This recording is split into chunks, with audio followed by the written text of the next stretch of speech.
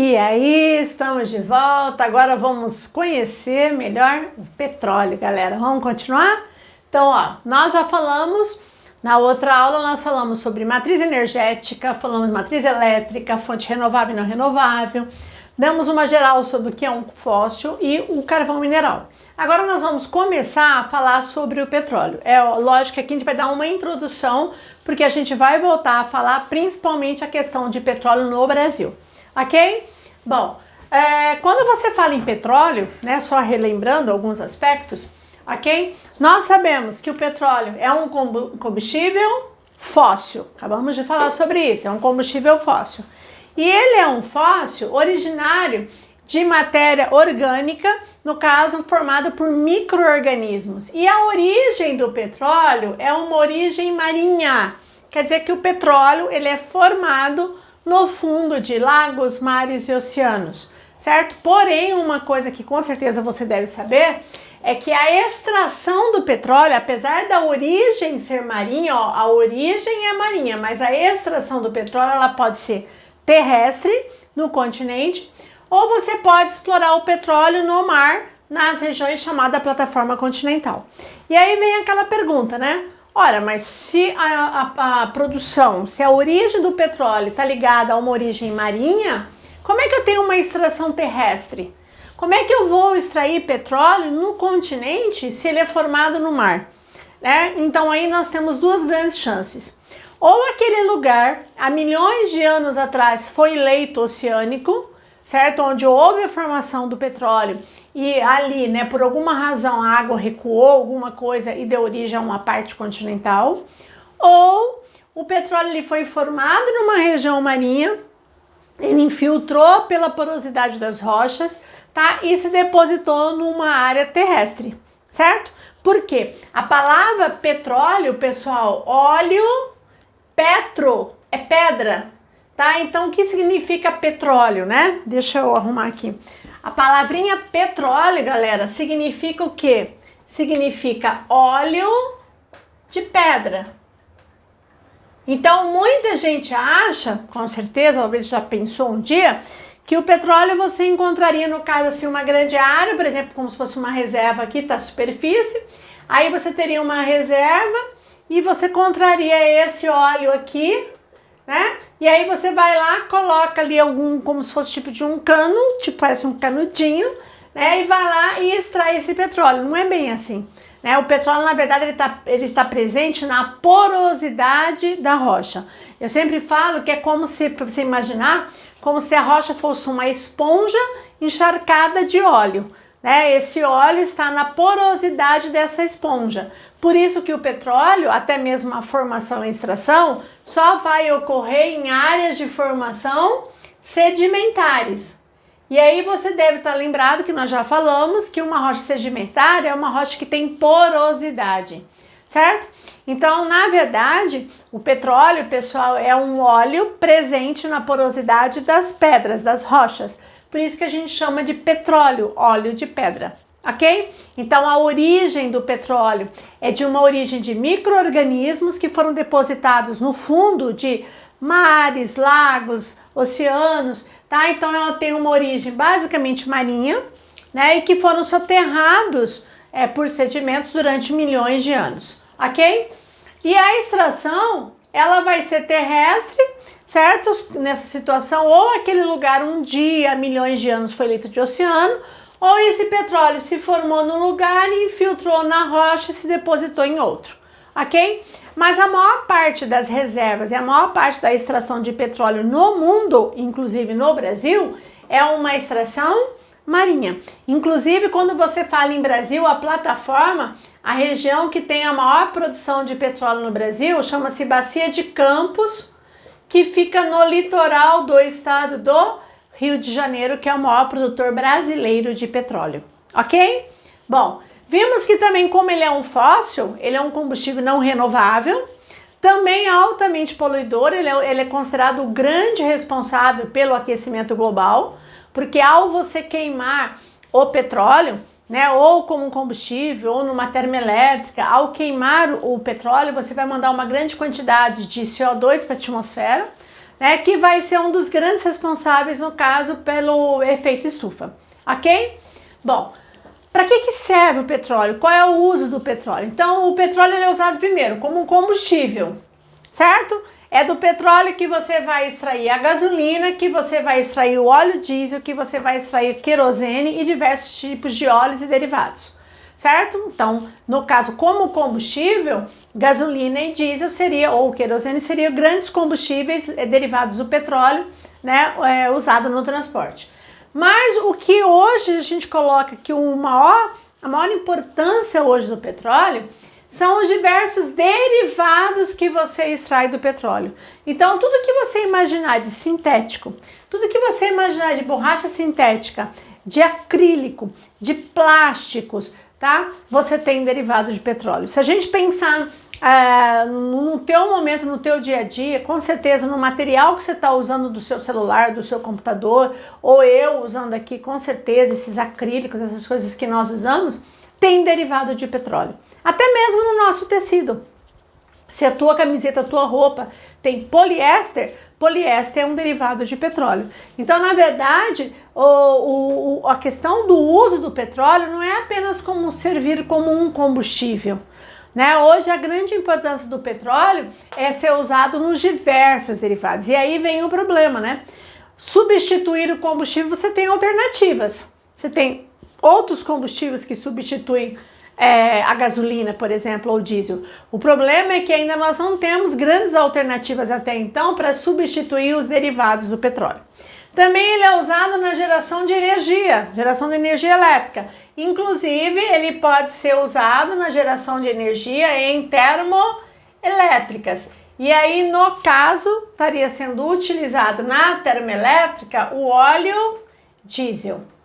Porém, não é vantajoso você usar o diesel em termoelétrica, porque além dele ser muito poluidor, ele é muito caro. Então, ele encareceria a produção de energia, tá, por termoelétrica, utilizando a queima do óleo diesel, tá? Por isso que a maior parte das termoelétricas hoje se usa o gás natural. Além de ser mais barato, o gás é muito menos poluidor do que os outros fósseis, né? E depois, em segundo lugar, seria o uso do carvão mineral. Ok? Bom, aonde que eu tenho as grandes reservas? Ó, cuidado quando eu falo em reserva e produção. As maiores reservas mundiais do petróleo, tá? Lógico que quando você fala em reserva e produção, a gente lembra de uma região chamada Oriente Médio. A região da Ásia, do Oriente Médio, onde nós temos países como Arábia Saudita, né? Nós temos Irã, Iraque, nós temos Kuwait, Emirados Árabes Unidos, são todas grandes reservas de petróleo no Oriente Médio. Porém, segundo os dados, as maiores reservas de petróleo estariam localizadas na Venezuela, certo? Você fala, cara, Venezuela? Sim. E aí nós temos outros países fora do Oriente Médio que também têm grandes reservas de petróleo, como no caso a Rússia. A Rússia, no momento, ela é muito importante em relação ao petróleo, a gente vai falar agorinha sobre isso. Estados Unidos, também grande produtor de petróleo, tá?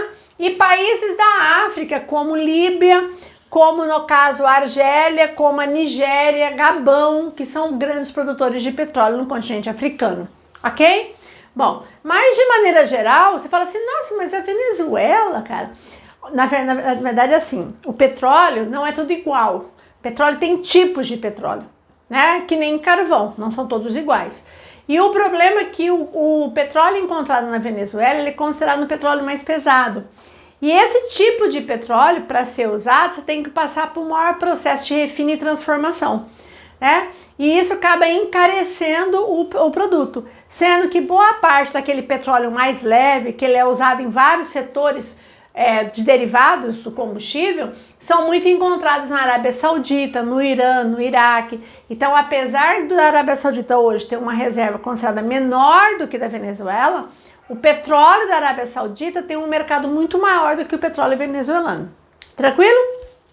Isso estou falando de reserva. Mas quando eu falo em maior produção de petróleo, pessoal, o maior produtor de petróleo hoje, considerado no mundo, chama-se Arábia Saudita, certo? o país mais importante dentro do Oriente Médio em relação à produção de petróleo, ok? Então está entre as grandes reservas de petróleo do mundo, mas é considerado o grande produtor mundial de petróleo, a Arábia Saudita, ok? Bom, só que vocês sabem que o petróleo já desencadeou vários conflitos, vários problemas, né?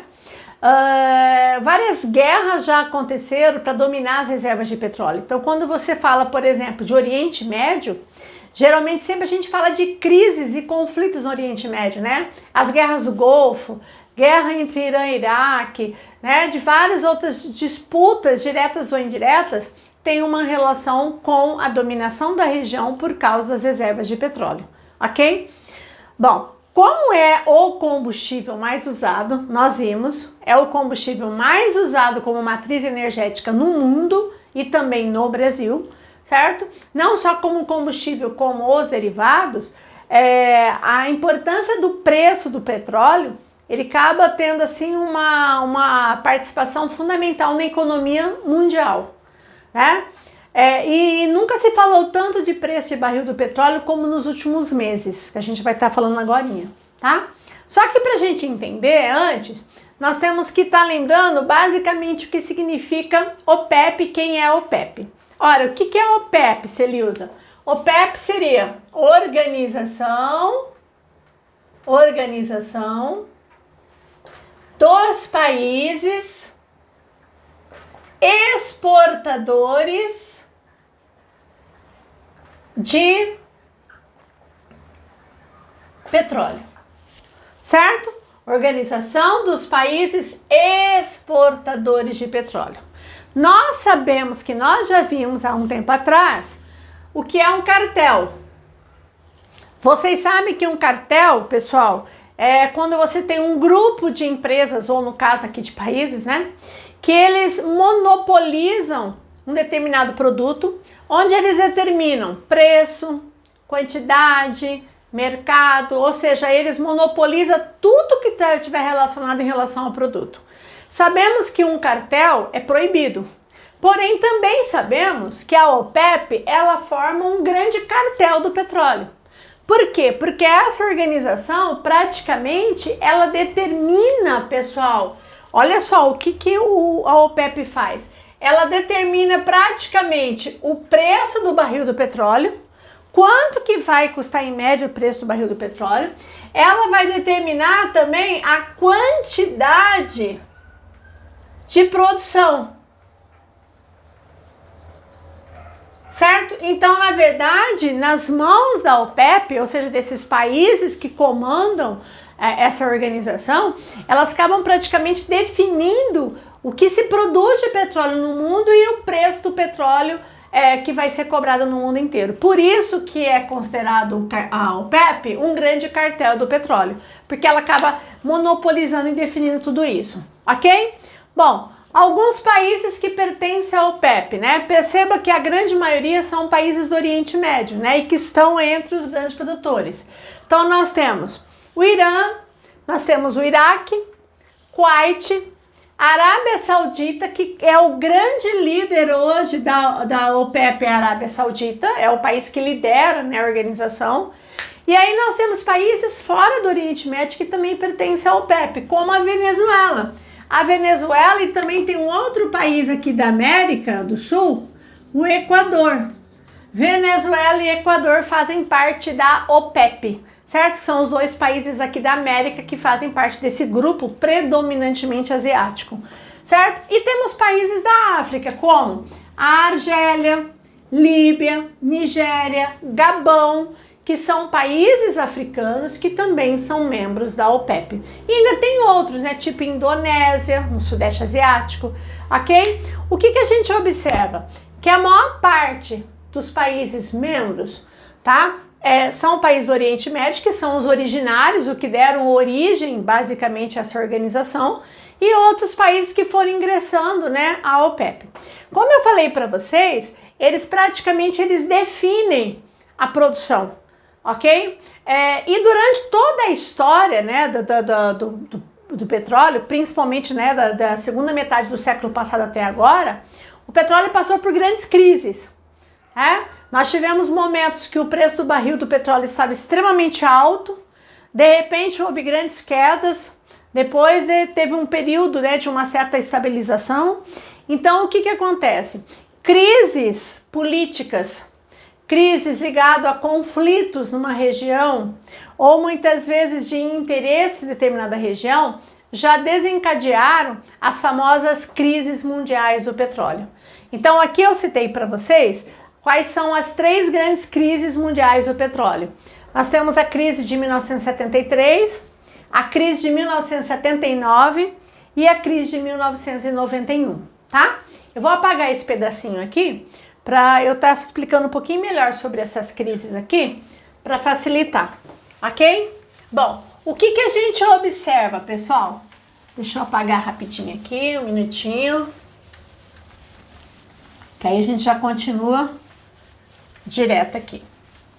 Bom, hoje nós podemos dizer, e eu até coloquei aqui uma observação aqui, que hoje nós estamos num momento que a gente está passando, na verdade, né, de 2019 para 2020, talvez vai ser marcado na história como outro momento de crise, certo? Que a gente vai estar falando um pouquinho mais agora da atualidade aqui, ó, para vocês.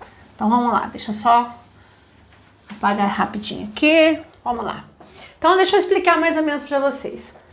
São 3 grandes períodos chamados como 3 grandes crises mundiais do petróleo, tá? A primeira crise aconteceu, pessoal, em 1973. Eu acredito que quem já leu, já estudou bastante, com certeza já ouviu falar muito disso, né? A famosa crise de 73, né? Que vai ser, em consequência dessa crise mundial do petróleo, que o Brasil vai começar a desenvolver uma alternativa energética, que vai surgir em 75, ó, em 1975, no Brasil, foi criado o chamado Proálcool. Cara, por que o governo brasileiro criou o chamado Proálcool em 75? Na verdade, o Proálcool foi uma resposta a uma possível saída, vamos dizer assim, da crise do mundial que tinha afetado, né, inclusive o Brasil em 1973, ok? Mas o que foi essa crise? Então eu coloquei aqui para vocês, olha só, foi uma consequência do conflito entre judeus e palestinos. Eu não vou falar todo o contexto aqui, tá, gente? Porque senão não daria tempo, a gente vai ter um momento que a gente vai falar sobre esse conflito. Mas vocês sabem que no Oriente Médio existe um conflito muito forte entre os judeus, que eu estaria me referindo à população de Israel, certo? Versus os árabes na região, né? Especificamente os palestinos. Ok? Deixa eu apagar isso aqui. Especificamente os palestinos. Olha só. O que aconteceu? Só para a gente entender o contexto, não vou falar da guerra porque vai ter outro momento. Não esquecer que esse conflito, vários momentos, né, de conflitos ocorreram entre esses dois grupos. Mas em 1967 aconteceu a famosa Guerra dos 6 Dias,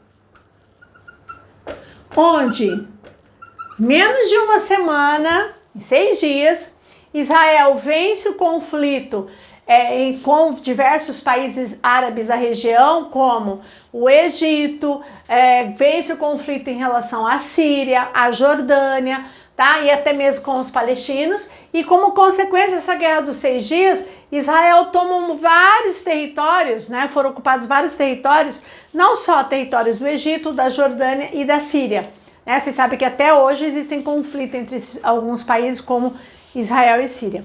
E aí, em 1972 para 73, houve uma tentativa, né, de recuperar os territórios que tinham sido ocupados pelos judeus, né, que ficou chamada como a Guerra do Yom Kippur. Essa guerra do Yom Kippur fez com que novamente Israel vencesse a guerra. De novo Israel venceu a guerra. Então os judeus venceram diversos conflitos naquele momento em relação aos árabes. Não esquecer que os palestinos são árabes. E aí o que os países produtores de petróleo, que são predominantemente árabes, não são todos árabes, tá? Tipo, o Irã não é árabe, Irã é persa. Mas os países predominantemente produtores de petróleo, o que eles fizeram? Uma tentativa de pressionar o mundo, que apoiava principalmente o Ocidente aos judeus. Os países da OPEP resolveram elevar de uma forma expressiva o preço do barril do petróleo. Então o barril do petróleo foi para lá nas nuvens, subiu de uma forma assustadora, tá? E aí o mundo, que tinha uma dependência muito grande em relação ao petróleo, caiu na chamada primeira crise mundial do petróleo em 73. No Brasil, importante, que a gente vai falar depois, essa crise do petróleo no Brasil desencadeou duas coisas. Em 75 o Brasil criou o Proálcool, que foi uma tentativa de achar uma alternativa energética, e também vai ser em consequência disso que o Brasil vai pesquisar e vai descobrir novas áreas produtoras no Brasil, inclusive no Rio de Janeiro, onde é hoje a maior produção de petróleo do Brasil, chamada Bacia de Campos, ok? Então a crise do petróleo, se você pensar, teve um efeito econômico muito forte no mundo e no Brasil. Nesta época o Brasil praticamente importava quase que mais de 70% de todo o petróleo que a gente consumia, porque era um produto muito barato nessa época, certo? Só que forçou o Brasil a buscar alternativas, ok? Bom, o tempo passou, o conflito amenizou e o preço do barril do petróleo na década de 80 voltou mais ou menos na normalidade. Essa normalidade, lógico, baseado no mercado mundial de petróleo. E aí, na 79 para 80, pessoal, tem a segunda grande crise do petróleo, certo? Que foi consequência, primeiro, da Revolução Iraniana, 1979, vai ser quando o Irã, teve essa chamada Revolução Islâmica, onde o líder religioso chamado Ayatollah Khomeini, passa a ser o líder supremo, e o Irã passa a ser, a partir de então, uma nação islâmica. E o que significa o Irã ser uma nação islâmica? Significa que a religião vai interferir diretamente na sociedade, na economia, na política do país. E aí, você já deve ter visto que até 79 o Irã era aliado americano, certo? A partir de 79, quando se torna uma nação islâmica, o Irã passa a ser visto como um país não mais aliado dos Estados Unidos. Porém, a política mais rígida do Irã vai influenciar no preço do barril do petróleo, porque está entre os grandes produtores de petróleo. Junto com a Revolução Iraniana, nós vamos ter aqui, na década de 1980, a guerra entre Irã e Iraque. Uma das guerras mais sangrentas entre países vizinhos, que são dois grandes produtores mundiais de petróleo e que são dois países pertencentes à OPEP. Essa guerra, entre o Irã e o Iraque, na verdade, não saiu como grande vencedor. Eles disputavam, a foz do rio Tigre e Eufrates, onde você tem grandes reservas de petróleo. Então, até mesmo a briga entre esses dois países era para dominar as áreas maiores de petróleo, tá? Como você teve um país importante na produção de petróleo, que teve toda uma mudança geopolítica, religiosa, e você teve um conflito armado que durou anos entre dois grandes produtores, isso automaticamente afetou o quê? A produção do petróleo. Então o que acontece? É a famosa lei da oferta e da procura. Se a produção cai, o que vai acontecer com o preço?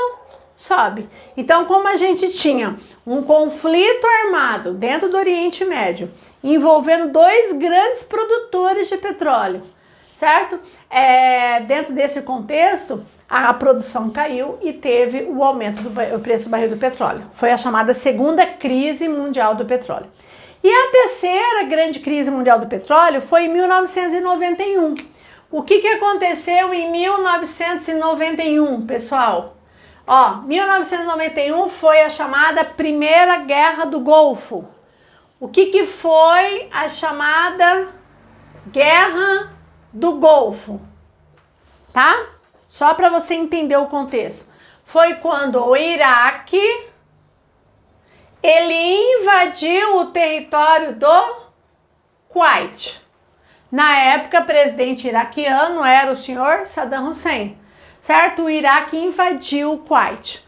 É lógico que tinha suas justificativas, mas nós sabemos que o grande interesse do Saddam Hussein era dominar o território do Kuwait e, consequentemente, dominar as suas grandes reservas de petróleo. Não esquecer que o Kuwait está aqui, ó, membro da OPEP, nos grandes produtores mundiais de petróleo, ok? Só que aí o que acontece? Para defender o interesse do Kuwait, o que os Estados Unidos vai fazer em relação ao Iraque? Estados Unidos vai atacar o Iraque. E aí acontece, em agosto de 1991, a primeira Guerra do Golfo. Não esquecer que nessa guerra foi a guerra da família Bush, George Bush, pai, versus Saddam Hussein, certo? Então era a família Bush versus Hussein. O que aconteceu? Essa guerra, pessoal, ela foi muito rápida, marcou a globalização, foi a primeira guerra que a gente assistiu ao vivo, praticamente os ataques, né? Na década de 90, então marca a globalização, ok? Mas o que isso tem a ver com o petróleo? Quando Saddam Hussein viu que ele perdeu a guerra, que ele tinha perdido a guerra, o que o Saddam Hussein fez em represália? Colocou fogo, tá, em centenas de poços de petróleo, onde aquele fogo ficou queimando durante meses, certo? Como consequência do Iraque ser um país produtor, voltado à produção de petróleo, se envolver numa guerra, gerou uma grande consequência na região. Então nós tivemos a chamada terceira crise mundial do petróleo. Ok? Então essas três são três grandes crises marcadas na história. 73, como consequência do conflito Israel e Palestina. 79, com a Revolução Iraniana em 79 e na década de 80 com a guerra Irã-Iraque, tá? E em 91 com a primeira Guerra do Golfo. Não esquecer que em 2003 teve a chamada Segunda Guerra do Golfo.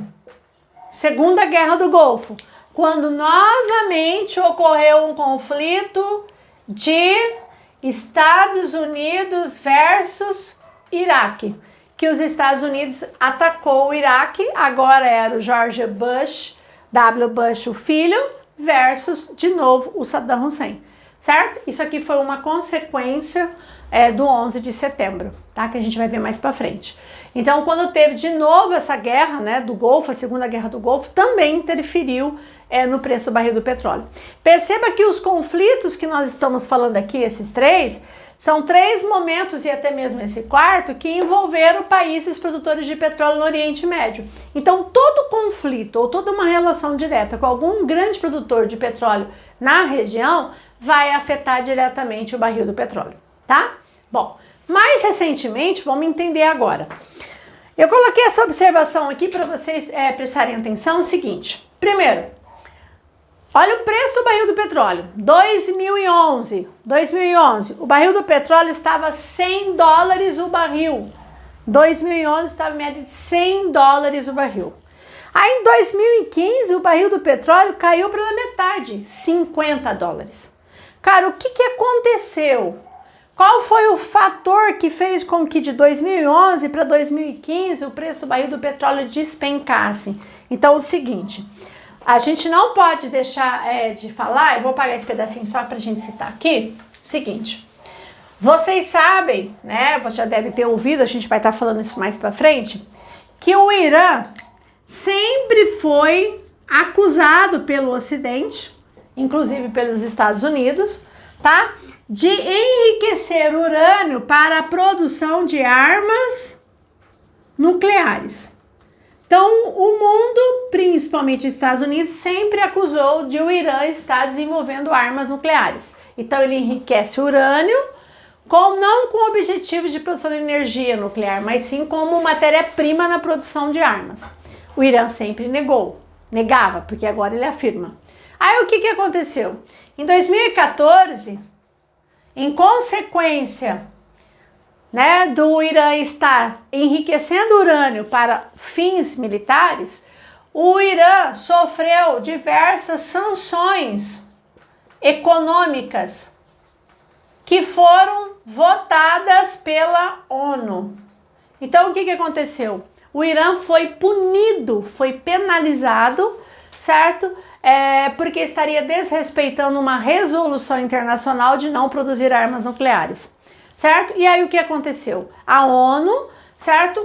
Julgou, o Conselho de Segurança da ONU, e definiu que iria sofrer sanções, ok? Dentro dessas sanções, ele praticamente, na verdade 2014 ele termina aqui, vai ser desde 2013 aqui, tá? 2013 para 14, 14 é quando ele termina as sanções, tá?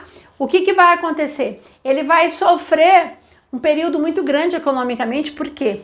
Porque ele fica proibido de comercializar todo o seu petróleo, certo? E a partir do momento que o Irã, que é um dos grandes produtores de petróleo, ele não coloca o seu petróleo no mercado, a produção cai, consequentemente o preço sobe.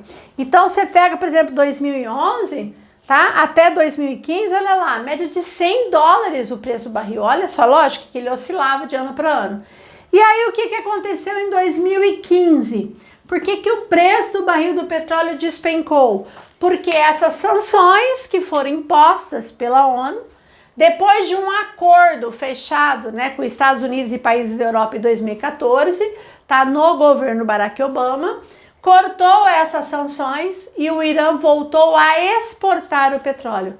A partir do momento que o Irã voltou a produzir e exportar o seu petróleo, aumentou a produção e o que aconteceu com o preço? Despencou. Então a causa aqui, ó, da queda do preço do barril do petróleo em 2015 foi a produção iraniana que voltou ao mercado após anos de sanções econômicas, ok? E agora, recentemente, olha esse dado. Em março desse ano, já estamos num momento de pandemia no mundo, em março desse ano, o barril do petróleo chegou a $31 o barril. Segundo os dados, desde 1991, na Primeira Guerra do Golfo, que o barril do petróleo não custava tão baixo, certo? Então, desde 91, agora nós estamos em 2020 e o preço do barril do petróleo estava a $31.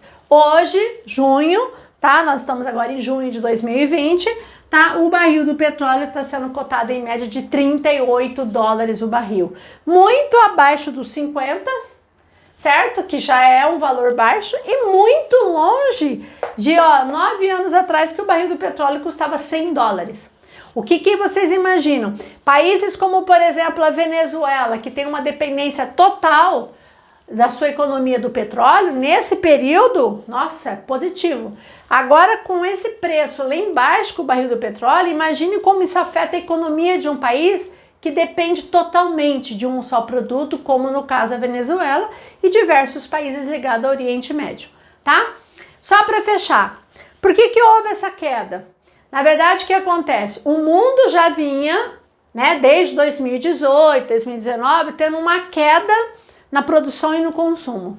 A economia chinesa já não estava crescendo num ritmo tão acelerado.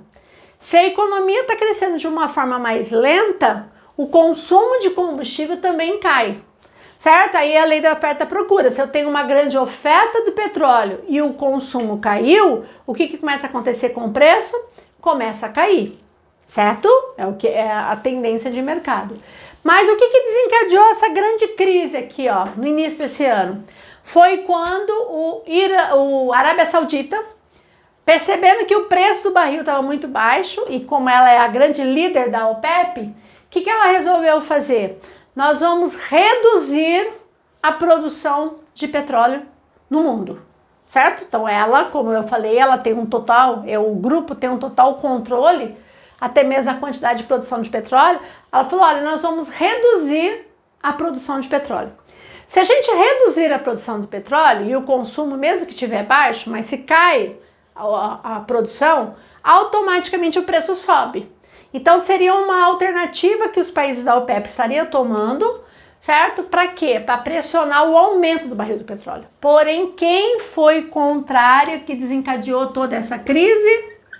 A Rússia, que está entre grandes produtores de petróleo. A Rússia não aceitou essa redução, dizendo que no momento economicamente não era viável, tá? Até mesmo porque nós vamos estar vendo que os Estados Unidos diminuiu muito a sua dependência de petróleo da região, porque hoje ele produz petróleo e gás, na verdade um óleo e um gás do xisto. Do xisto você produz um óleo e um gás que substitui o petróleo. Então aquela dependência que os Estados Unidos tinham em relação ao petróleo, combustível, diminuiu bastante. E aí o que aconteceu? A partir do momento que gerou a crise entre Rússia e Arábia Saudita, certo? Automaticamente gerou um conflito de interesses. A Rússia disse que não iria reduzir a sua produção, que ela ia continuar produzindo da mesma maneira. E aí o que a Arábia Saudita fez? Ela voltou a produzir em grande quantidade e ainda ela dava desconto, né, reduzindo um percentual da venda do seu petróleo para diversos lugares do mundo para quem comprasse o petróleo da Arábia Saudita. Aí o que aconteceu? Essa guerra entre Arábia Saudita e Rússia em relação à produção e preço basicamente fez com que o preço despencasse. E aí junto com a pandemia, o que acontece? Essa pandemia, ela simplesmente gerou uma paralisação total da economia. Tudo parou, praticamente a economia está paralisada, certo? Ninguém produz, ninguém consome, então se eu não produzo, eu não consumo, eu não utilizo grande quantidade de petróleo. Automaticamente, olha o preço, 38 dólares, né? Aí você fala assim, Carol, 9 anos atrás, olha, 100 dólares o barril, ok? Então a gente deu uma geral aqui de petróleo, certo? Falamos de maneira geral, inclusive a crise. Vamos voltar em um outro momento falando sobre a produção de petróleo no Brasil e mais alguns aspectos sobre essa fonte de energia que é uma das mais importantes e mais cobradas, ok? Um beijo, gente, a gente se vê na próxima aula. Tchau, tchau!